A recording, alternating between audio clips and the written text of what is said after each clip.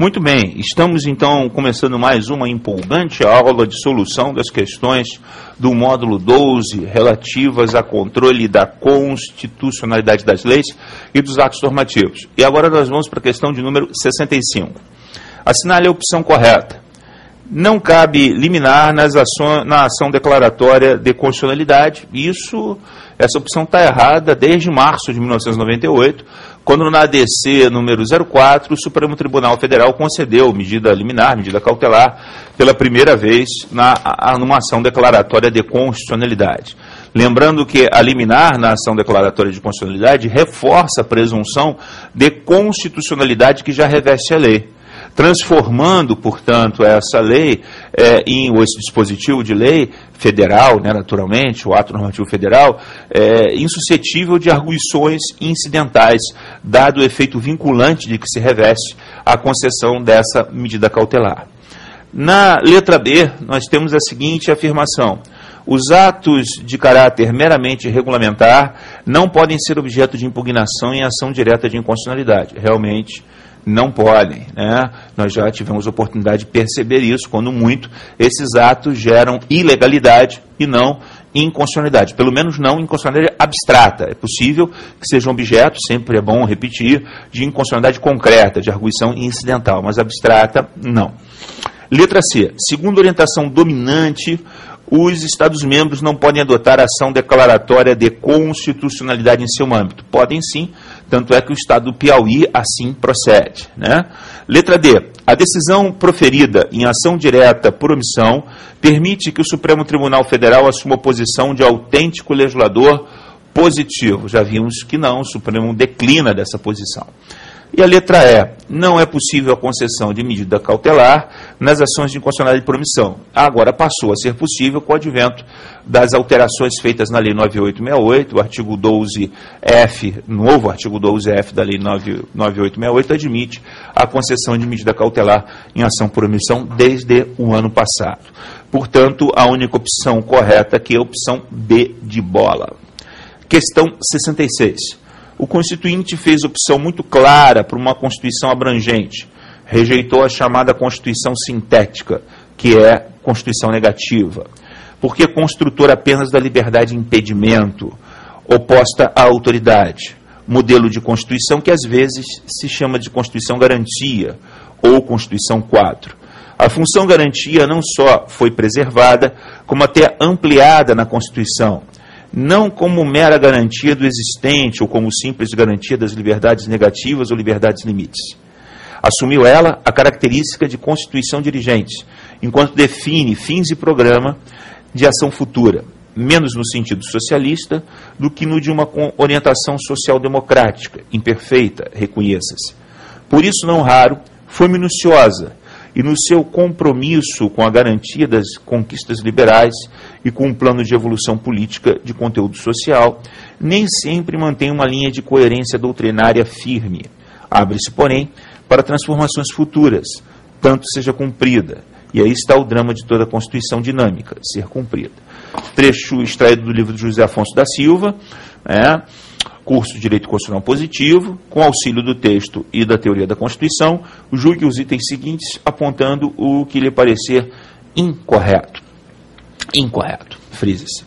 Letra A. A doutrina constitucionalista aponta o fenômeno da expansão do objeto das Constituições, que tem passado a tratar de temas cada vez mais amplos, estabelecendo, por exemplo, finalidades para a ação estatal.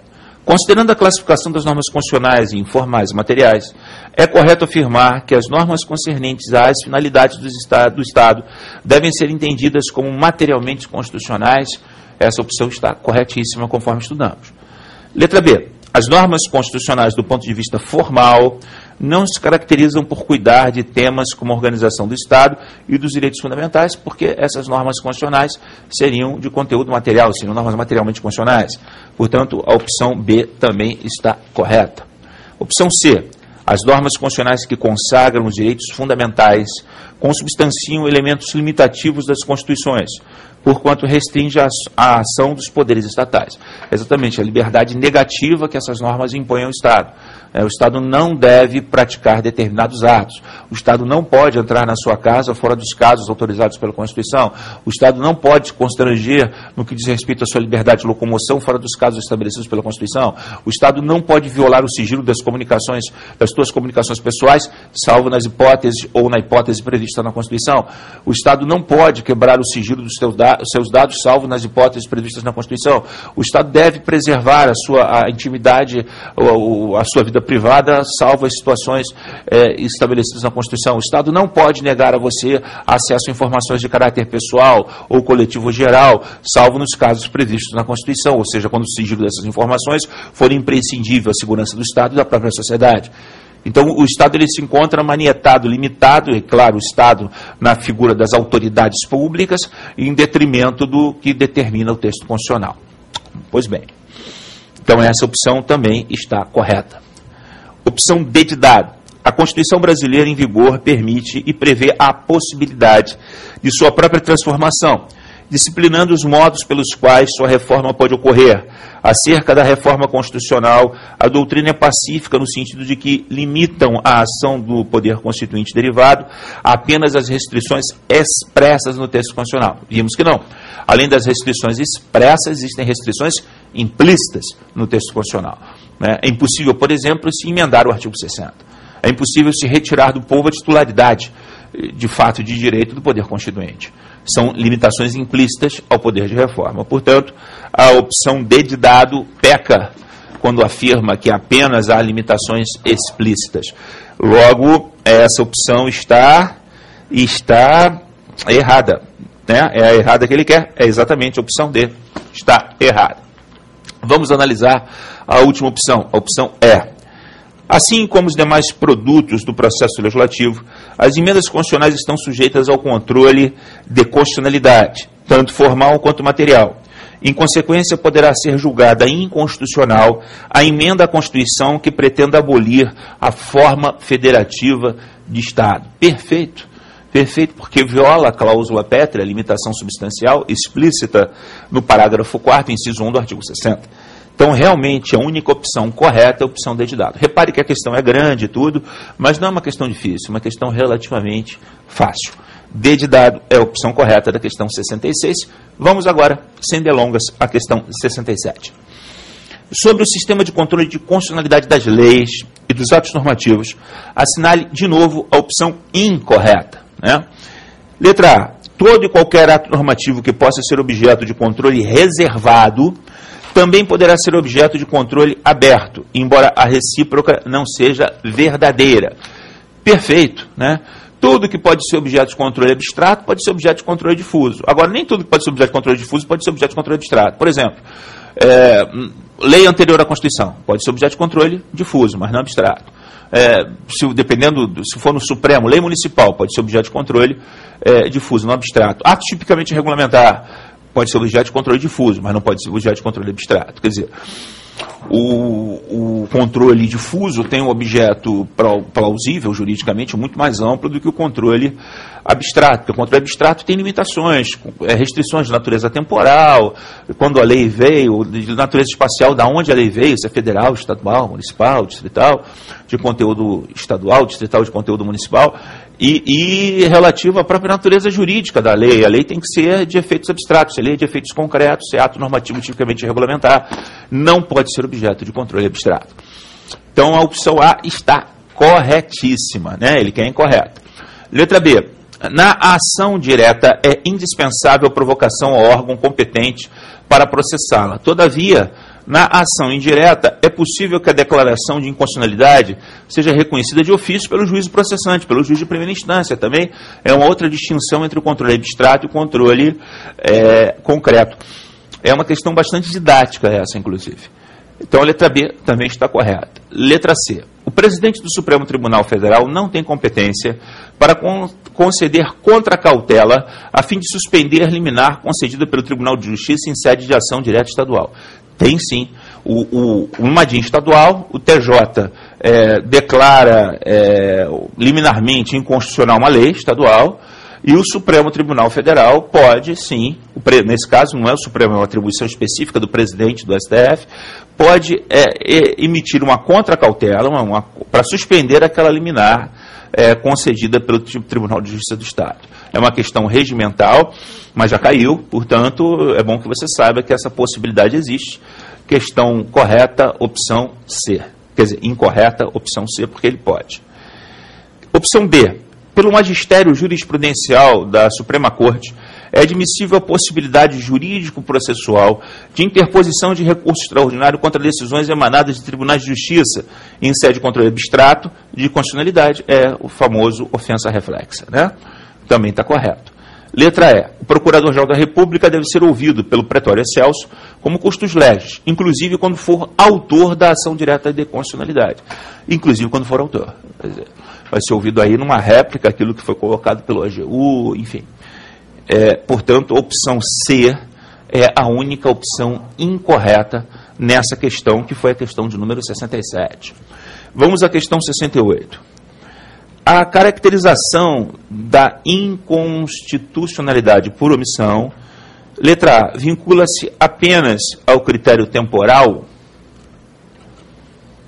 Não, evidentemente que não, né? O prazo para que o Congresso Nacional elabore uma norma necessária a regulamentar um dispositivo constitucional é bastante elástico, né?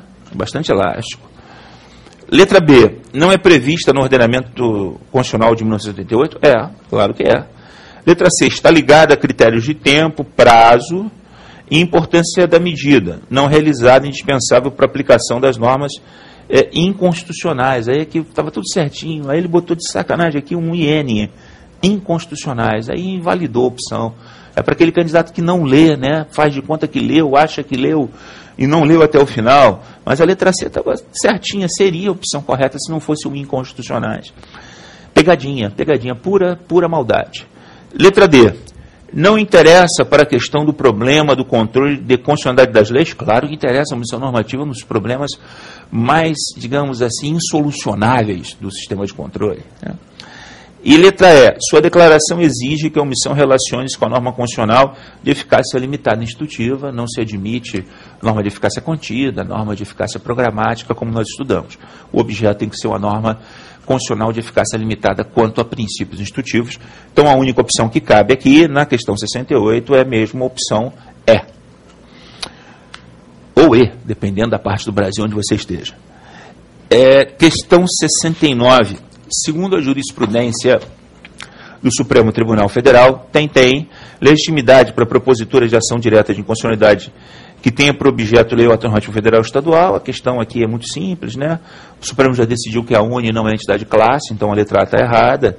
Na letra B, a demonstração de pertinência temática é fundamental, porque o governador, quando propõe ADIM no Supremo, é um legitimado ativo especial, conforme nós vimos, né? Na letra C, o governador do Distrito Federal, está certo. Na letra D, as mesas da Câmara dos Deputados e do Senado Federal. As mesas da Câmara dos Deputados e do Senado Federal também podem.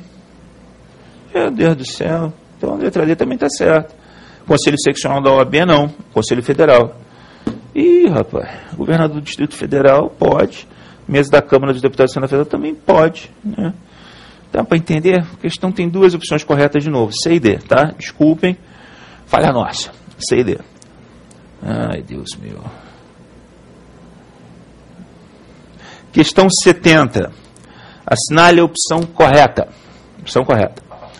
Letra A. Segundo a jurisprudência do Supremo Tribunal Federal, a ação civil pública pode ser utilizada como instrumento de controle de constitucionalidade. Já vimos que sim, tanto a ação civil pública quanto a ação popular. Letra B. A ação direta de inconstitucionalidade por omissão permite que o Supremo Tribunal Federal espeça provisoriamente a norma que o legislador deixou de editar. Já vimos que não. Letra C. A Constituição autoriza expressamente que o Constituinte Estadual institua, no seu âmbito, a ação direta por omissão. A Constituição autoriza expressamente, não, essa autorização é tácita, né? Letra D, nos termos da Constituição, o habeas data destina-se exclusivamente à defesa de direitos eventual atingido e face a entidades estatais, também não. Constituinte estadual pode atribuir ao chefe da advocacia do Estado, também não. Então, a única opção correta, realmente, é a letra A. Então, questão 70, opção correta, letra A. A gente volta na próxima aula para continuar a corrigir esse módulo. Até lá.